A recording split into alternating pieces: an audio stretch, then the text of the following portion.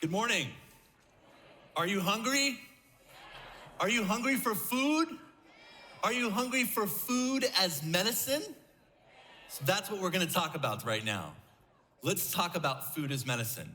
I hope to leave you with some food for thought. So this journey started for me about 20 years ago as an undergraduate student when I was trying to explore what I wanted to do with my life. I was a philosophy major, and what I've learned along the way is what I'd like to share with you today. 1997, I was doing research at Stanford on nutrition, and I was asking these questions, and I decided to go into medicine so I could really delve deeper into this. And one of the things I've learned as a practicing physician is that as doctors, we can generally do three major things. We can medicate, we can manipulate, or we can educate. I'll talk a little bit more about medication because that's a big part of what we do. Manipulation, I mean basically a surgery or some kind of procedure which can be life-saving. And then there's educate, which I think is really important when you think about things like food as medicine and other healthy lifestyles. It's education. And actually the Latin root, the word doctor, docere, means to educate or to draw out. So when I thought about this, I kind of asked more questions about this. And when we look at what we do as physicians, oftentimes most of you are experienced with getting some kind of medication. In fact, 60% of Americans are on at least one prescription drug. And in the US, we're 5% of the world population, but we consume 34% of the world's pharmaceuticals. And if you think about that, well, these are life-saving drugs and they're very necessary. But on the other hand, what are the costs of these? Well, we know that one drug to come to market takes 10 to 15 years and $300 to $500 million to go all the way to phase 4 clinical trials. So you need to have a return on investment, some kind of patent.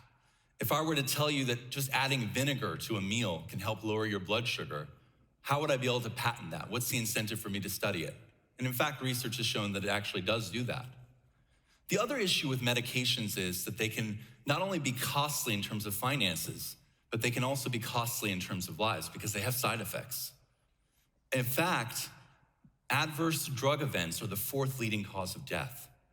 And we now know that the opioid crisis, there's more deaths from prescription drugs that I write as a physician from opiate narcotics than heroin and cocaine combined. So the hope is that there's something better than that. In addition to that, is that the only way we can treat disease and prevent disease and keep healthy? How about food? Well, the next question to ask is, what are the diseases of our time? What are people suffering and dying from? Chances are, among everyone here today, you either have or know someone in your family or friend or loved one who has had one of these 3 major diseases. Heart disease, diabetes, and cancer.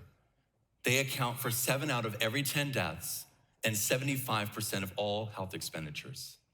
So we're not in ignorance in terms of what people are suffering and dying from. The question here is, along with obesity, which now accounts for 68.8% of Americans, what is the cause of this? We heard a little bit about refined sugar. That has something to do with it. But let's ask the question deeper. Is there a connection between the diseases of our time and food? In fact, there is. As much as 1/3 of all cancers are directly related and caused by nutrition and diet. In the cases of colorectal cancer, it can be as high as 70%. When we look at cardiovascular disease, upwards of 45% of all deaths from heart disease are related to diet, a lack of good nutrition in the form of nuts, seeds, and good healthy fats. Diabetes, that's pretty evident. We know that the majority of diabetes is type 2 diabetes, and that's from insulin resistance from repeat amounts of high levels of refined sugar without fiber, which ultimately leads to diabetes. And in fact, diet soda is even worse than regular soda in terms of causing diabetes. So don't feel like that's a way to get away from it. And when we think about and we look at the risk factors for food, in terms of risk factors for disease, you might think to yourself, okay, well, diet is important. It has some element, okay? I just kind of made the case for that and it intuitively makes sense. But how important is it? Couldn't smoking be more important? How about just high blood pressure? That can lead to strokes.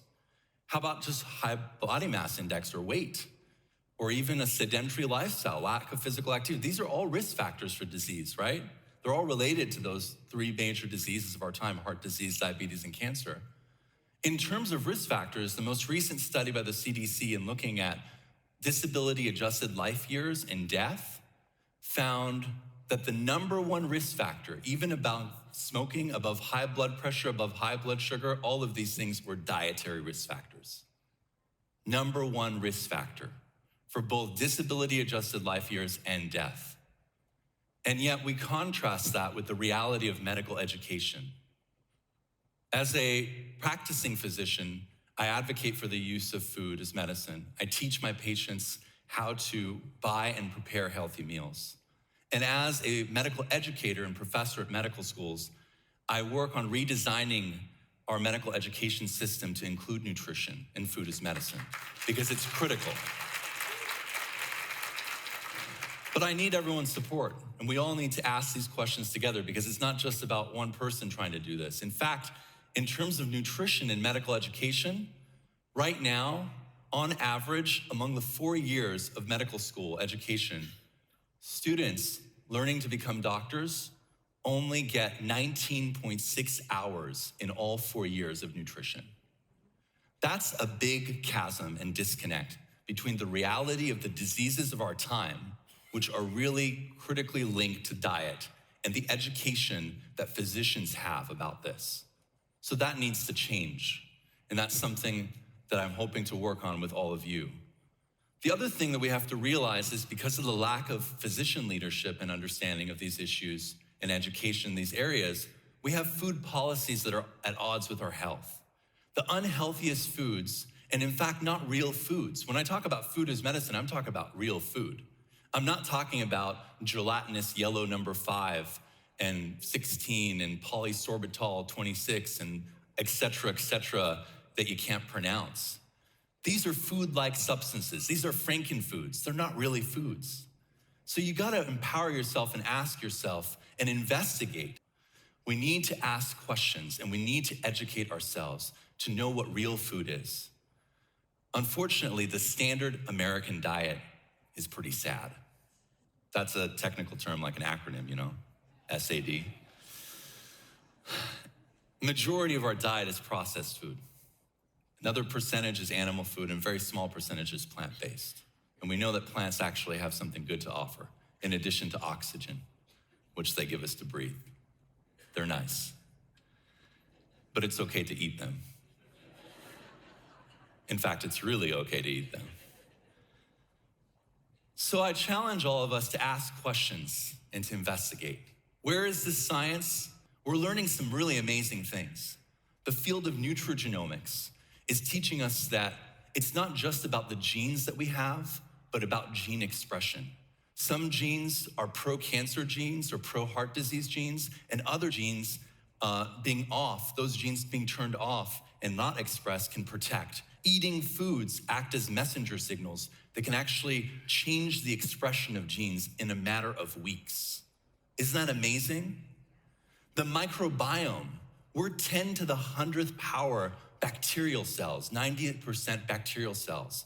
Eating good bacteria and fermented foods can not only help our gut health and IBS and preventing diarrhea, but it can actually boost our immune system during cold and flu season. Isn't that amazing? So we're learning about these things. And as this science grows, we can expand our understanding of how to heal by foods. And I hope I've given you an appetizer tonight, and that you can take that appetizer to whet your palate and go ahead and stay hungry to learn more, to eat better, and to enjoy your food, and enjoy your food as medicine. Be well.